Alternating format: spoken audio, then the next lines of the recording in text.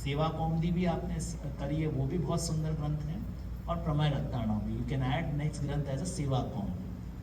तो उसमें जो लालू भट्ट जी प्रमेय रत्नाकरम में स्पष्ट रूप से आज्ञा कर रहे हैं कि श्रवण क्या है, तत्र भगवदीय वक्तृ मुखात् भगवत जन्म नाम स्तोत्रादि नाम श्रद्धया आकरणम श्रवणम। कि जब प्रभु भगवदीय क्या है, जो प्रभु के हो जाए उनको भगवदीय कहते हैं। हम एक दूसरे को परम भगवदीय कहें, वो भगवदीय नहीं है। भगवद अर्थात जब ऐश्वर्य, वीर, यश, श्री, ज्ञान एवं वैराग्य, जो ये प्रभु के गुण हैं, उनके कुछ अंश हमारे अंदर भी समाविष्ट हों भगवत कृपा से, तब हम भगवदीय बने। तदीय मतलब उनके हो जाना, तदीय, उनके अर्थात हमारे इष्ट के, हमारे कृष्ण के हो जाना, वो तदीय। और तादृशी मतलब तद सदृश दिखने लग जाना, उन्हें तादृशी कहते हैं कि ये तादृशी है, यानी उनके जैसे दिख जाएं। जब पूरे समय हम जिनका स्मरण करते हैं, मनन करते हैं, और जब वैसे दिखने लग जाएं, हम वैसे बिहेव करने लग जाएं, बोलने लग जाएं, तन मनस्का तदालाप तद्विचिष्टा तदात्मिका, तब जब एक मन हो जाए तब हम तादृशी कहते हैं। तो भगवदीय के मुख से, वही सत्संग की बात हुई कि भगवदीय मुख से प्रभु के जन्मादि से लेके संपूर्ण जो श्रीमद् भागवत जी का स्मरण करना और सारे स्तोत्र आदियों का श्रद्धा पूर्वक श्रवण करना, उसे श्रवण भक्ति कहते हैं। अब अपने सेवा के अंदर ये सब तो समाविष्ट स्वतः ही हो जाता है, पर श्रीमद् भागवत जी के अनुसार एक एक भक्ति एक एक को सिद्ध हुई है। तो श्रवण भक्ति जो है वो राजा परीक्षित को सिद्ध हुई है कि परीक्षित राजा ने सिर्फ श्रवण करके अपना उद्धार किया, श्रवण भक्ति के द्वारा। और अपन जो हैं भगवत सेवा के अंदर, क्योंकि भगवत सेवा के अंदर भी कथा पक्ष, दो पक्ष हैं। एक तो शरणागति जो है उसके अंदर केवल कथा पक्ष है, और उससे सिर्फ सायुज्य मुक्ति प्राप्त होती है प्रभु से, कृष्ण सायुज्य मुक्ति। जिसे भगवत सेवा नहीं करने का सक्षमता नहीं है, तो केवल भगवत नाम द्वारा, एक कंठी के द्वारा भी नाम सेवा कर सकते हैं। ये अपने यहाँ धारणा है कि नहीं, अपने यहाँ से ब्रह्म संबंध लेना ही जरूरी है, नहीं, सिर्फ कंठी लेके भगवत नाम सेवा भी ग्रहण कर सकते हैं। तो ये जो श्रवण जो है वो भगवत नाम सेवा के भी अधिकारी जो हैं, और जो भगवत सेवा के अंदर भी जो कीर्तन आदि का श्रवण करते हैं, वो श्रवण के अंतर्गत भी आता है। तो मैं पैरेलल 3 चीज चला रहा हूँ। एक तो कथा के अंदर सिर्फ कथा, जिनने भगवत सेवा नहीं पधराई है, जो भगवत सेवा नहीं कर सकते हैं, तो वो सिर्फ श्रवण, स्मरण, कीर्तन, भक्ति कर सकते हैं। ये 3 भक्ति हुई।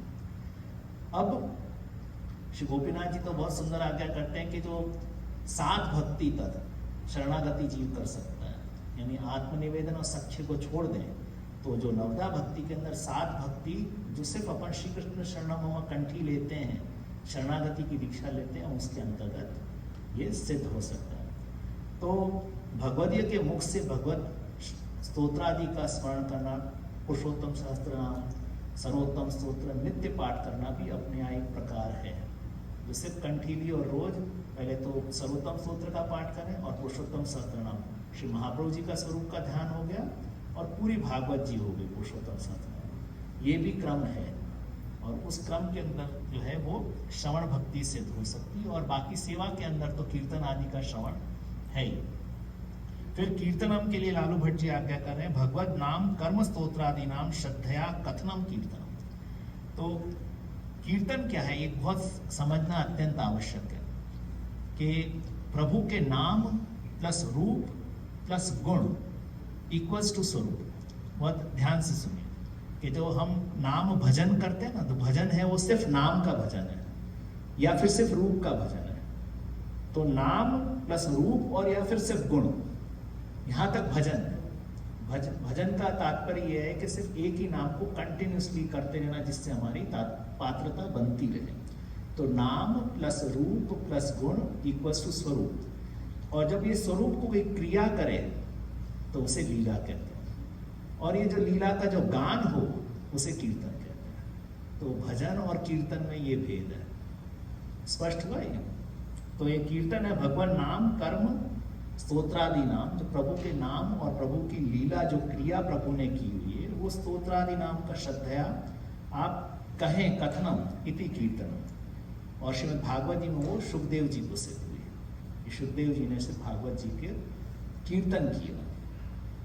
फिर स्मरण के लिए लालू भट्ट जी आज्ञा कर रहे हैं, भगवत स्वरूप लीला परिकर आदि नाम श्रद्धया चिंतनम स्मरणम, कि जो प्रभु की जो लीला परिकर आदि जो है उनका जो स्मरण करते रहना, जो मानसी सेवा जो है ना, क्योंकि जब तक आपने प्रैक्टिकली सेवा अपने पंच कर्मेंद्रियों और ज्ञानेंद्रियों के द्वारा नहीं करी, तो अंतःकरण चतुष्टय जो मन, बुद्धि, चित्त और अहंकार, उसके अंदर जो चेतस्तत् प्रवण सेवा नहीं सिद्ध होगी। चित्त तक तत्प्रवण करना है, क्योंकि मन सबसे ऊपर और मन सबसे ज्यादा चंचल है। इसी के लिए मैंने कही ना कि हमें मन के अंदर भाव में हमारे कृष्ण की सेवा कर रहे हैं, हमको भार करने की क्या जरूरत है।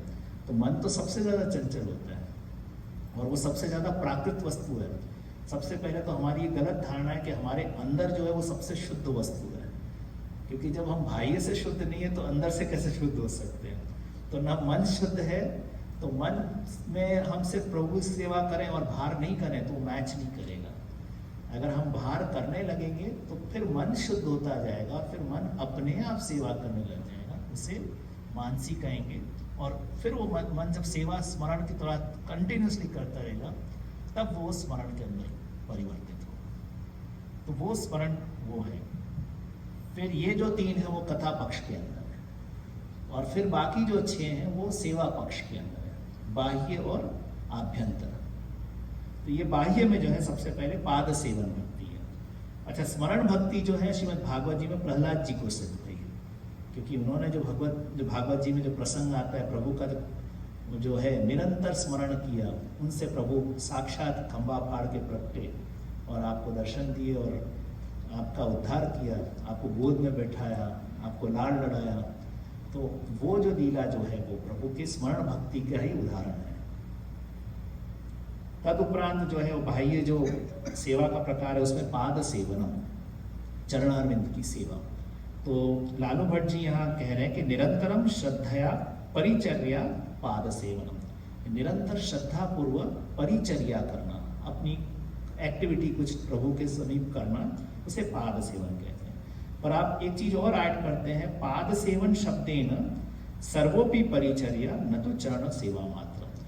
हम सिर्फ प्रभु के चरण चापना या चरण को जैसे दबाना, उसी को ही पाद सेवन समझें, क्योंकि श्रीमद् भागवत जी के अनुसार लक्ष्मी जी को ये सेवा मिली हुई है, पाद सेवन भक्ति। पर अपने लिए लिमिटेड नहीं है पाद सेवन भक्ति इसके अंदर, क्योंकि आप भगवत सेवा के अंदर अपन ठाकुर जी इतने कोमल है, वही बाल भाव वाली बात है, स्वरूपात्मा, कि हम चरण सेवा भी करने लगेंगे तो हमारे हाथ से ठाकुर जी को परिश्रम नहीं हो जाए। तो चरण कहाँ है प्रभु के? अक्षर ब्रह्मात्मक जो प्रभु का जो चौक और मंदिर है उसको अपन चरण कहते हैं। इसी के लिए सुबह सुबह सोहनी करते हैं, झाड़ू और आप कहते हैं, अपने यहाँ पे सोहनी कहा जाता है, मंदिर वस्त्र कहा जाता है। तो वो लक्ष्मी जी की सेवा कही जाती है कि लक्ष्मी जी का केश है, उनके द्वारा हम सोहनी कह रहे हैं। इसके लिए कई लोग है ना पैसा कमाने के लिए भी, हाँ कोई ये बहुत सुंदर लग जाता है, अच्छा लक्ष्मी जी की सेवा है तो सुबह सुबह सोहनी करेंगे, खूब पैसा आएगा। जो भी भाव है, जैसी जिसकी भावना, कहने का तात्पर्य ये है कि ये भी ठाकुर जी के चरणारविंद स्वरूप है। सारी जो परिचर्या है वो अपने आप पाद सेवन भक्ति स्वतः सिद्ध हो गई। जैसे कीर्तन भक्ति कीर्तन करने से हो गई, श्रवण करने से, कीर्तन आदि का जो श्रवण करो रोज, आप तो सुबह रोज टेप ही लगा लेते हो, आजकल तो बहुत अच्छा है, मोबाइल फोन पर भी बजता है, कुछ नहीं हो, वो श्रवण भक्ति सिद्ध हुई, कंटिन्यूसली कान में कुछ तो जा रहा है, कभी तो 1 सेकेंड के लिए तो चित्त लगा, और स्मरण है उसके अंदर 2 मिनट भी, कहीं लौकिक स्मरण के अंदर भी 2 मिनट प्रभु का स्मरण भी आ जाए, तो भगवत सेवा में अपन ये तीनों भक्ति सिद्ध कर सकते हैं। और पाद सेवन जो रोज सुबह सुबह अगर हम ये सोहनी और मंदिर वस्त्र की सेवा इत्यादि परिचर्या करें तो वो सिद्ध हो सकता है। और वो जो लक्ष्मी जी की सेवा है श्रीमद् भागवत जी के अनुसार, अर्चना महात्म बुद्धिया लोक विलक्षण उपचार करना अर्चना, जो मैं अभी अर्चना की कह रहा था, अर्चना मतलब वैदिक उपासना के अंतर्गत अर्चना आती है। तो अर्चना मतलब विधिवत भगवान की पूजा करना है अर्चना। तो अर्चना भी भगवत सेवा का पार्ट है।